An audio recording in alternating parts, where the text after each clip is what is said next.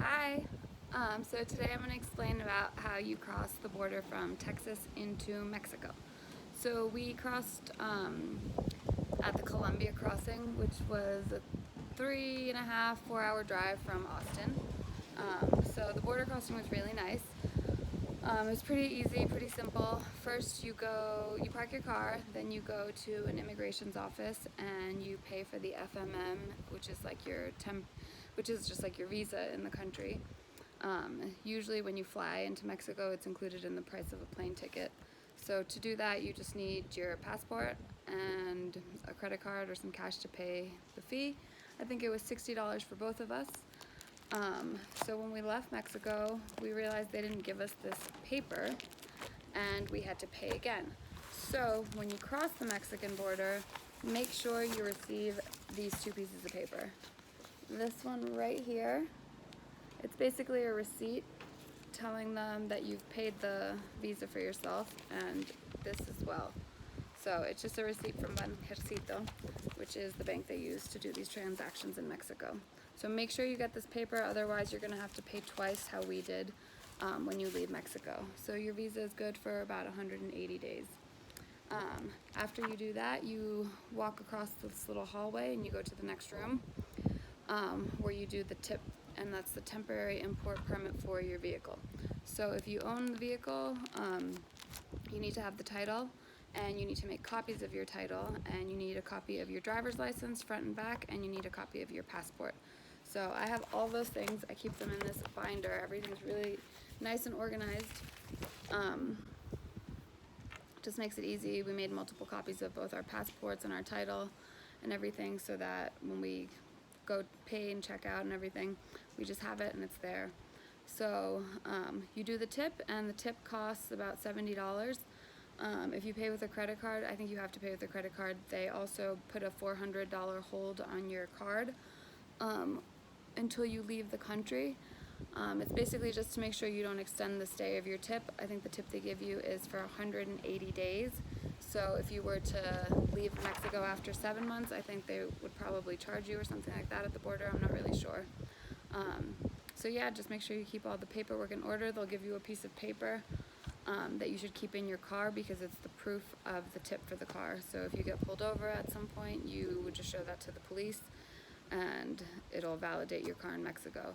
If you are not the registered owner of the vehicle, you have to get a notarized letter saying that it's okay for you to drive this car in Mexico.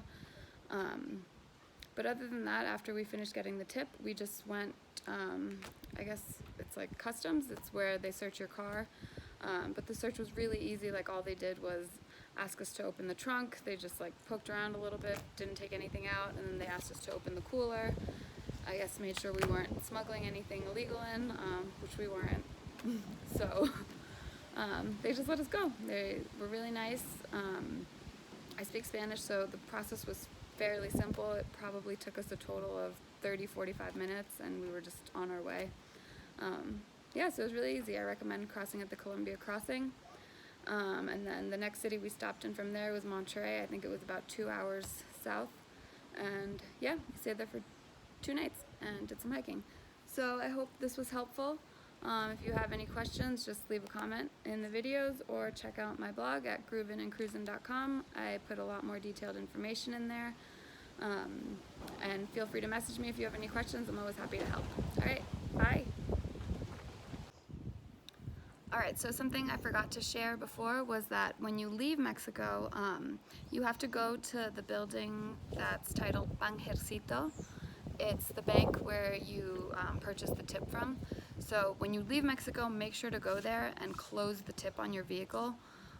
Otherwise you won't get the $400 deposit back for your car. So you have to go there and close it.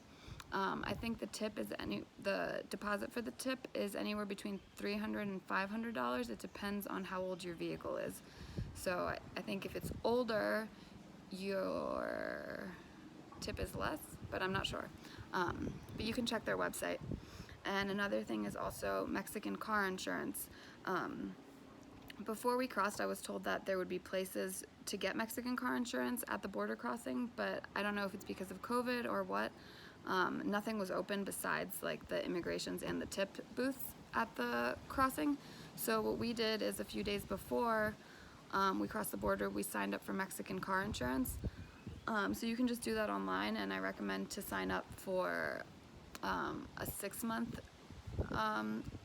contract agreement, because if you do 1 month or 2 months, which is what we were originally planning on doing, it comes out more expensive. So we were able to get 6 months worth of car insurance for, I think, $230. I'll post a link to the company we got it through in the comment section in case anyone's interested in checking it out. But I mean, we didn't need to use it at all, but might as well get it to be safe. Alright, so I hope that was helpful. Yeah, message me if you have any questions. Bye. Okay, last thing before I forget. To enter Mexico, you do not need a negative COVID test. You do need one for Guatemala, but in Mexico, you do not need one.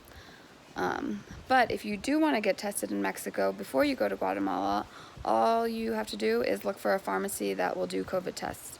So Guatemala accepts antigen tests, and we were able to do them at Farmacias del Ahorro. It's a pharmacy chain in Mexico. They did antigen tests, and we got the results within 15 minutes. It was really quick, and it was $17 US a person. I think that's 350 Mexican pesos. So yeah, if you need a COVID test in Mexico, I recommend going there. It was really easy. If you need a PCR test, I'm not sure, but the best thing to do really is just ask the locals of whatever town you're in, and they'll usually be able to tell you.